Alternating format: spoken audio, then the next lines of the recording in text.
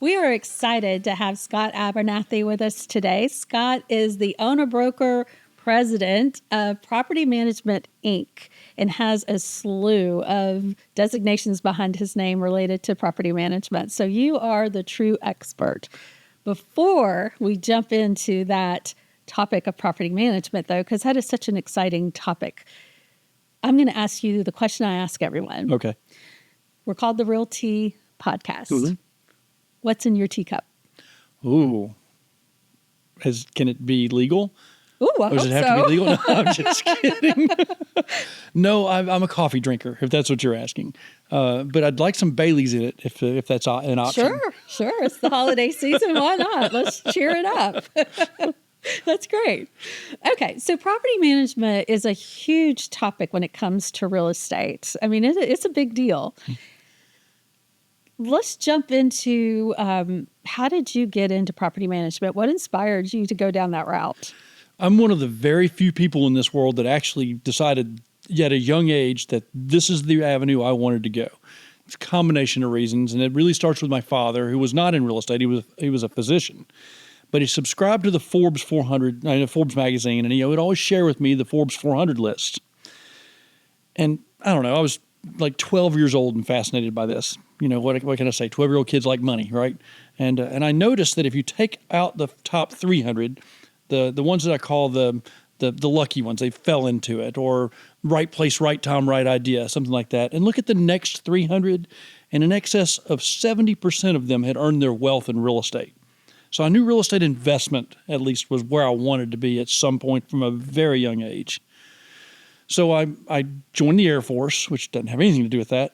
But while I was in the Air Force, I bought my first rental property with my girlfriend at the time, which I don't recommend buying houses with girlfriends. But anyway, with my girlfriend at the time, we pooled everything we had together and bought this rental house. I'm still serving down in San Antonio while she's having to manage this house up here in Murfreesboro. I get home a year later, and she hated it. I mean, she's tossing those keys to me, and she's like, I hate this real estate stuff. We're never going to do it. Just get rid of it altogether. I said, time out. Why don't you let me give it a try? So I took it over, and I learned, this property management stuff fit me really well. I really liked it. So I said, this is what I think I want to do. Okay, so how do I do this? So I walked into a property management company at 22 years old, Liberty Property Management. They're still around in Murfreesboro. Really, I was trying to get documents from them. I wanted to learn how to do this. Mm-hmm. And they said something about a real estate license. I said, what's a real estate license? This is how wet behind the ears I was. So I got my license, and then I realized I had to have that license for 3 years before I could open a property management company. So I hung my license with Coldwell Banker Snow and Wall. They were just Snow and Wall at the time. Howard Wall became a mentor of mine. He passed away a couple of years ago. And I sold houses for them for 13 years before I jumped into full-time property management. But that's what got me into it. Long story. So obviously property management is a little bit of a different road. And we hear a lot about how it's changed over the years. So tell us something about what you've seen that's changed. It changes a lot all the time, mm-hmm. and it's regulatory changes that happen a lot. Sure. Frankly, the reality is it depends on who's in the Oval Office. The regulations change pretty frequently on that.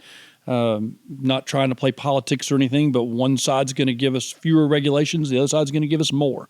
And we go back and forth with that. A lot of legislative changes, too, as well. And that's going to be more state-specific. Most of our property management laws that we deal with are state-specific as opposed to national. So my focus, that is, on our state legislators is really important because that's where we're going to get most of our rules. Mm-hmm. But those changes have been everything from lead-based paint to source of income verification, how you can screen tenants, fair housing. Those are the big things. It's interesting that people say fair housing has changed. It actually hasn't changed. It's the exact same law we've had for a very, very long time. It hasn't actually been edited since 1987, I think, when we had the 2 additional protected classes come in. It's a matter of how it's interpreted by the Department of Housing and Urban Development. That's what I mean by regulatory things going on. You get the emotional support animals. That's been a big change in our industry. Pets in general have been a big change in our industry. If you take legislative out of it, so many people have pets that these days you got to take pets. That's probably one of our biggest changes. Well, in the emotional support animals, what How do you get those certificates? What qualifies? And I imagine you deal with that quite often. Oh, goodness. And it's such a long conversation. I don't know how deep you want to get into this. I teach a fair housing class for property managers and landlords at Greater Nashville Association. And we go for 3 hours, and most of it is this very topic. Mm-hmm. But the bottom line is, if somebody can show you evidence and you can verify that evidence that this animal is an assistance animal, it is no longer a pet, and you have to accept it at face value with no expenses that goes along with it. That's the law. You can't just discriminate against somebody because they have a disability. Right. There's a lot more to it than just that, but that's the bottom line. Right. So what are some of the emerging trends that you're starting to see under property management? In the property management industry, so I see the property management industry from a very high level. We may mention it in a moment, but I was the former president of the National Association of Residential Property Managers, the 2021 president. So I've seen a lot of changes from a very high level that have come. I'm also a member of a franchise. You mentioned Property Management Inc. a moment ago. I am one franchise of 400 across the country, wow. And I'm one of the leaders in that franchise as well. I own 3 of the franchises.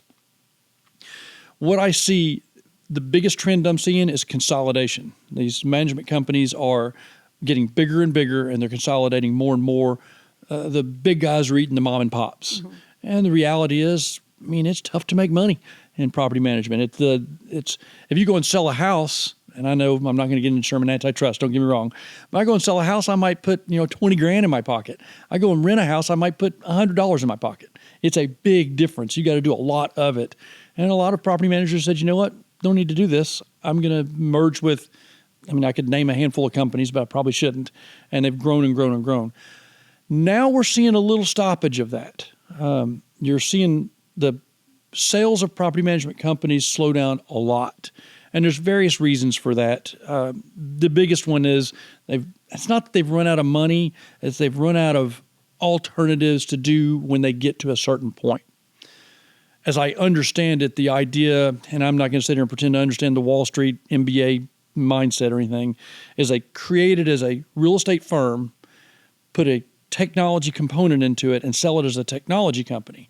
But as I understand, it's not actually working the way they were anticipating it to work.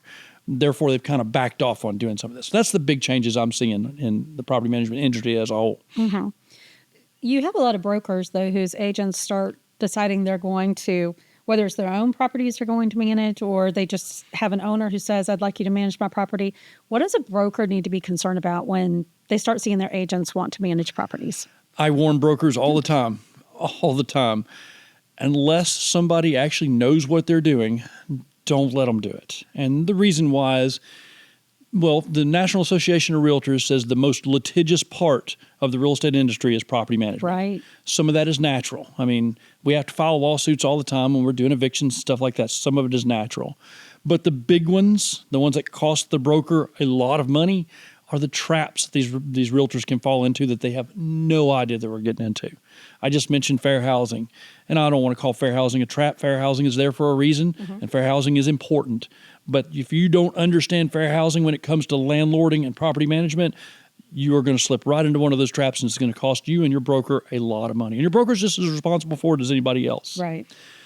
If I were going to recommend something to a broker, I would make sure that broker made sure that their agent had the necessary education to move forward in property management. And that education is not easy to find. We talked before the show about designations. I'm a master property manager and a residential management professional through NARPM, the National Association of Residential Property Managers. Wow, that needs a new name. That was an education piece that I got years ago, which has helped me a tremendous amount. Getting to know other property managers in your community with your realtor property management forum or whatever the case may be. Get involved in them and learn these things before you fall into those traps. Mm-hmm. It's just as easy. I get brokers all the time as well ask me, well, should I let them manage their own property? There is a little difference there. For starters, they don't have to use the broker's trust accounts. If they're doing third-party property management, the broker's trust accounts is what they have to use. If they're only managing their own, they can handle their own trust accounts in their own name. So it does relieve the broker of some responsibility from that perspective. But all the rest of it, the broker is just as responsible for as anything else that they're doing in real estate. They need to really think twice about that. Right. Everything from advertising laws to, Oh, yeah. I mean, you can get in so much trouble. Absolutely. And I think when I hear you talk about that, I think about the Realtor Code of Ethics, because you do have, I think it's Article 11 that talks about that you should stay with your specialty and not practice real estate that's outside of your scope of knowledge. Having some expertise in it, yes. Exactly. Exactly. And we see it a lot. I mean, and I understand it. I went through the Great Recession along with everybody else, and when you're not selling something, I mean, you're trying to put table scraps on the table. And you know what? My client, just he's going to either lose his house to foreclosure or he's going to rent it. I'm going to rent it for him. I got it. I understand it. Just understand what you're doing before you do it. Right. Exactly. So what should property owners look for when they're choosing a property manager? Other than me? No, I'm just kidding. In all seriousness, I am not right for everybody. My business profile and the way that we do business is not going to match every landlord's business profile out there. So they want to match themselves with somebody that's going to work with them. Good example. We're too big to be micromanaged. And I'm sorry for an owner that wants to get in there and be in the weeds with me. We just can't do that. If you need somebody that's going to be in the weeds with you, we're not your property management company. So that landlord that's looking for somebody needs to find somebody that's more like them. If you want to be hands off, I want to have all the headaches taken away from me. You guys take care of all of it. Then that's going to be us. We're going to take good care of you. There are some things that they really need to know that they're never going to be able to see, which is really problematic in our industry as a whole, and that's the trust accounting. Property managers really need to be, if they're not very good at trust accounting, they need to have somebody with them that is. Trust accounting is where you're holding somebody else's money and you're responsible for it. Security deposits, what people think of right off the bat. Whose money is a security deposit? That's a real question. Oh, the owners. The security deposit actually belongs to the tenant. Yeah, and the tenant owns the security deposit. That's them. You're holding it in trust for them for whenever they move out, and you have to deal with it properly. And in the state of Tennessee, dealing with it properly is not easy. Whole other subject. You have to deal with it properly and distribute it as need be. So many people, especially landlords that don't know any different, just use it as working capital, and that's completely illegal and subject to treble damages, I might add. Things like that is something that a owner is not going to be able to see. So it takes a lot of trust and faith. You need somebody that's been around for a while, that knows what they're doing. You have some level of expectation that these trust accounts are going to be well taken care of. Now, the state of Tennessee does audit them. We've been audited a couple of times. They don't audit them enough, probably, but nevertheless, they do try to keep track of them as much as possible. I would imagine the trust account is probably the thing that gets the brokers most in trouble. Most in trouble, yes. And it's really not the security deposit account that gets them most in trouble. It's the rental trust account, because the rental trust account has a lot more moving parts to it. You got lots of money coming in. That's where the rents come in. That's where you pay their utility bills. That's where you pay the maintenance technicians. I mean, the firm gets paid out of that, all this kind of stuff. So it's got lots of moving parts in it. So that's where people get in trouble mostly. The security deposit account just kind of sits there for years and years and grows and grows and grows, but it can be a huge liability. Yeah, I could see that. I would say also that sometimes when people are looking at property management, it's not always the most glamorous job, because you're getting those calls for maintenance and toilets backed up and all kinds of fun things like that. It's 24/7. There's no doubt about it. I like to say real estate sales, if you're a good salesperson, it's almost 24/7 also. I mean, you're not getting up at 3 a.m. to help somebody clean their toilet out, I guess. And you know what? That really doesn't happen that often. Do emergencies happen? Yes. If you like property management, don't let that stand in your way, because it just doesn't happen often enough to make that a concern, if that makes sense. Everybody has that and evictions in their mind. I don't want to do evictions. I don't want to have to do these 24/7 emergencies. They do happen, but they're not so often that it should keep you out of the business. But you do have to be ready for it, because it is a 24/7. When somebody's heat goes out and it's 10 degrees outside, you got to help them with it. That's where you have your vendor list ready to go. You got your people on speed dial. That's right. Do we still have speed dial? I don't know. Maybe I'm aging myself. Your text list. Yeah, there you go. Right, exactly. But at the same time, you're working with people that need that opportunity to be able to get a lot of times into that affordable housing, or or new careers that they're getting into, that it's their step before maybe they are going to buy a house later down the road. And so it's I imagine you meet some really interesting people. You do, and frequently you are dealing with some of the lower socioeconomic class, which I'm kind of happy about. I like that part of the business because we actually get both. Our clients are usually of the higher socioeconomic class, and our tenants are of the lower. And the reality is they don't mesh together very well. So we're a good go-between for both of them, if that makes sense.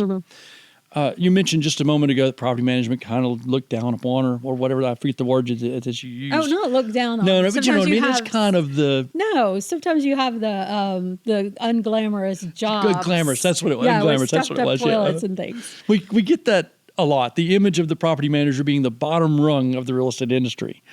Maybe it's just because I am a property manager, but I see it just the opposite. You mentioned affordable housing. We're the ones that provide the affordable housing to people that otherwise may not have a roof over their heads. And granted, it's not pretty and it's not glamorous, but that's what we get to do. Secondarily, for our clients, you know, we have lots of different options for our clients. I mean, we can sell a house just like anybody else, any other realtor out there, but we can also do a lease purchase for them. We can do a lease with the option to buy. We can do a land contract, flat out sell it, or whatever. We got so many different choices for our clients than that most real estate firms don't. That I actually see us as a step above on the rung on the ladder rung. I think what you do is extremely important. And I don't know if I've shared this with you, not, but when I first got into real estate, I did property management. I remember those calls. It's the only reason I brought that up. And I wasn't saying you were saying anything bad. Don't get me wrong. Yeah.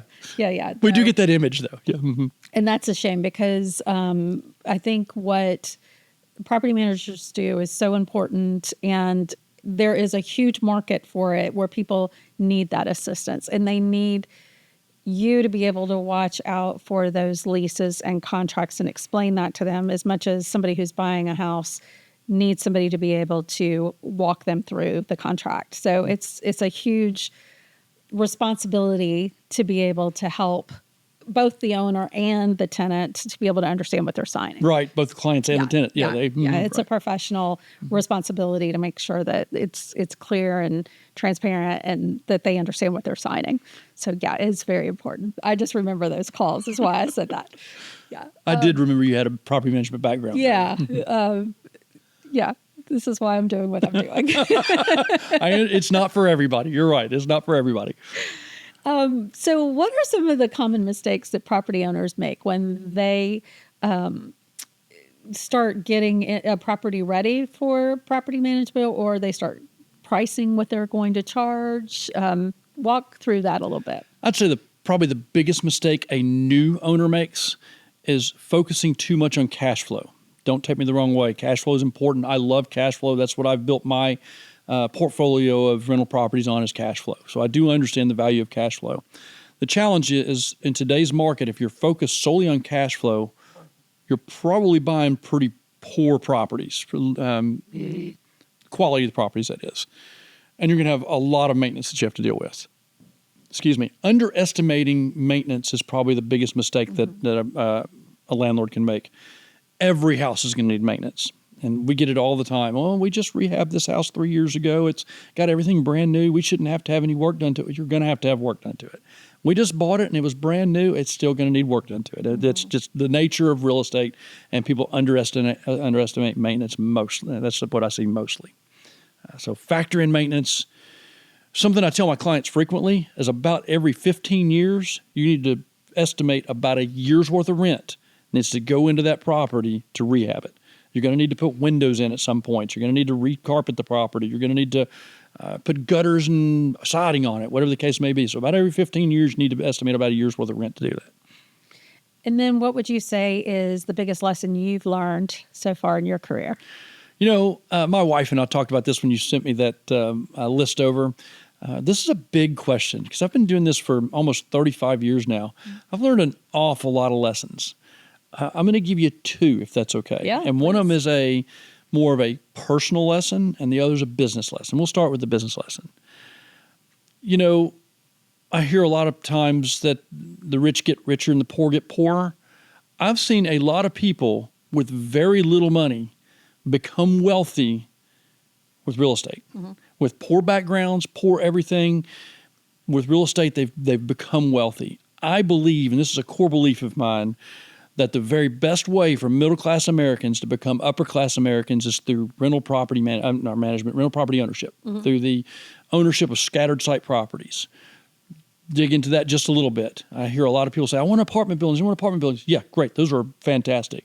But the reality is somebody that's just working their W-2 job, trying to save money to get into real estate, they're never going to save that $1.7 million down payment for the $6 million property or whatever. You know what I mean? But they can save the $50,000 it takes to get into a scattered site property and then build on that another and another and another and actually create wealth for their generations to come. So that's probably the biggest lesson I've learned from that perspective. From a personal perspective, if you need help, reach out and ask for it. Allow me to explain. I have a friend of mine. Now, I'm sure you may have done a podcast with wholesalers before. If not, something that I would say people probably need to understand more of. Wholesalers don't get me wrong, they're bottom feeders. I got that. But they serve a purpose. And this was a friend of mine, long-term friend of mine, went to church with him, went through seminary, the works, and he went down a very bad path. The Great Recession came. He was going broke fast. He had 4 kids to feed. He had just bought his house, and he wound up in a lot of alcohol problems. Never reached out for help much, this, that, and the other. Did what I could to help him. He wound up dying of cirrhosis. And his family, when he died, reached out to me and said, hey, look, we're going to lose this house in foreclosure. We got a bunch of equity in it. It was in terrible condition. I mean, terrible condition. But I was able to go in and buy this property from them, get them about $200,000 cash to get them set up to where they can thrive from this point forward rather than just losing everything in this house. They asked for help. And that was the best thing they could do was ask for help. I have another family friend of mine, again, somebody that goes to church with me, who did not do that. They just buried their head in the sand. Their house was facing foreclosure. And once it was all said and done, they're calling me saying, I need help. But it was too late. The house is already sold at the courthouse steps. And I want to help them so much, but there's just nothing I can do. So I know this doesn't seem like a very property management specific lesson, but from a personal perspective, that was a very impactful lesson to me. If you need help, reach out for it before it's too late. Yeah, I think that's a lesson that goes across the board for sure. Exactly. So that makes me want to ask you another question, because with 35 years in the industry, surely you've got some memorable clients or tenants that you've worked with that are heartwarming stories. Does any come to mind that, of course, not mentioning names, but any that you just look back on and go, I'm so glad I was able to help them? Heartwarming. Wow. Those are not the stories I usually share. Or funny. Let's say funny. Here's one thing I have learned about landlords. Landlords share awful stories. Yeah. They trashed my house. They did this. The tenants did that. All this kind of stuff. You know why those stories are shared? Because they're fun to tell. You don't hear the stories about the 85% of our tenants that get all their security deposit back, which is normal. Right. But yes, we have our share of stories, and I could go through a whole list of them, and I don't know how much time we have. Why don't I just tell you the most recent one? Because one of the things I love most about this business is we get new stuff all the time. New stuff all the time. I may get in trouble for sharing this, and you may have to edit it. We'll see what happens here. Just Friday, we had one of our tenants who is a Metro firefighter come into our office, and she's turning in her notice to move. And she looks, I'm doing some bookkeeping in the background, so I'm just hearing the conversation with my receptionist. And she's having my receptionist's been with me for 8 years, so she knows all about the business, everything, this, that, and the other. It's not uncommon for tenants to pull off their smoke detectors and just throw them away or stuff them under the sink because they start chirping and bother them, this, that, and the other. Well, this firefighter looks up at our receptionist and says, I'd like to get all my security deposit back, but I've lost my smoke detectors. Over time, I pulled them off the walls, and I don't know what I've done with them, and how do I not get charged for them? My receptionist looks up at her and goes, she's in her uniform and everything, looks at her and says, girl, you're a firefighter. Go put new smoke detectors in. Oh, my. Just the irony of a firefighter pulling their smoke detectors down was just just overwhelmingly funny. I guess it's like a nurse that smokes or a overweight doctor. You see it all the time, but the irony of it was just overwhelming for me. We get stuff like that every All day. the time. And some of them are a little more off color that I can't share with you online. I'm sure. Maybe offline sometime. I'm sure. So you were talking about NARPM earlier. Yes. Tell me why you're involved with NARPM. Okay. Again, NARPM is the National Association of Residential Property Managers. I joined NARPM in 2006, I believe it was. I had been practicing property management under the Prudential name. Some of you remember Prudential Real Estate. I was opening their property management division. Well, Prudential didn't survive the Great Recession. A lot of things went on there, and I wound up with Reliant Realty and started their property management division, Reliant Property Management. I joined NARPM because a lady named Alicia Brim, which she's one of our realtor members here in Tennessee, she invited me to come, and I learned really fast how little I knew. I'd been doing this for 15 years or more, and still did not know what I needed to know to do this business. I just started networking with folks like Alicia and was a handful of realtor members that are part of that. Ron Wills, he's one of our members also. He was a big education help to me as well.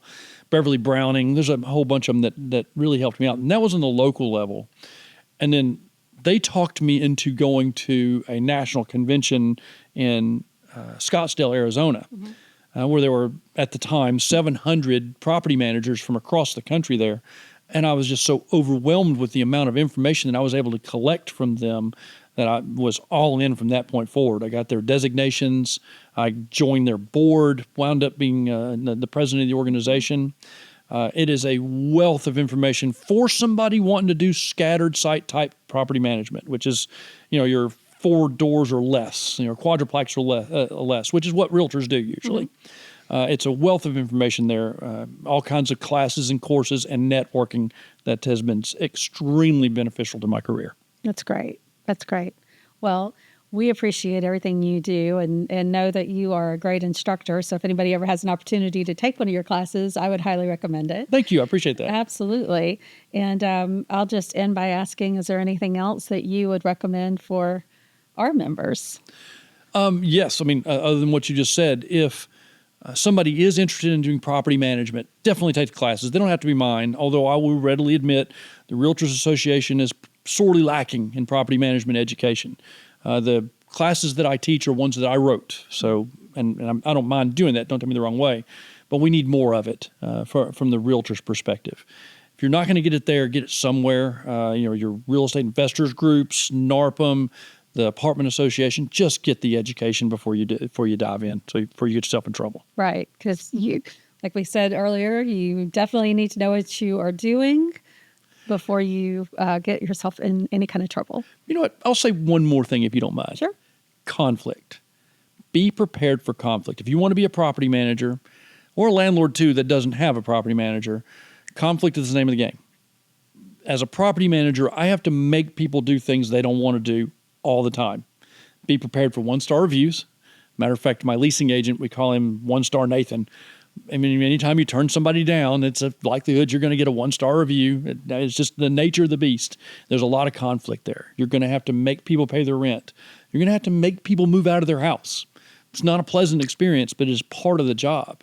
On the other side of that coin, you have to make a landlord do what they have to do also. Mm-hmm. When that heat goes out and it's 10 degrees outside and it's going to cost them $6,000 to replace the system, you've got to figure out a way to make that happen, whether they want it to happen or not. So conflict is a big part of this business, and if you can't do conflict, this is not the business for you. Yeah, it definitely takes a special person to be able to do that conflict resolution. And but at the same time, I go back, it is an important job and definitely vital to the real estate industry. Oh, you called me special. You are special. And we, again, appreciate you coming and having this chat with us. I think it's an important topic and it needs more focus so people can learn more about it. Anytime. All right. Well, thank you for being here. Thank you. Thank you all for joining us today on the RealTea podcast.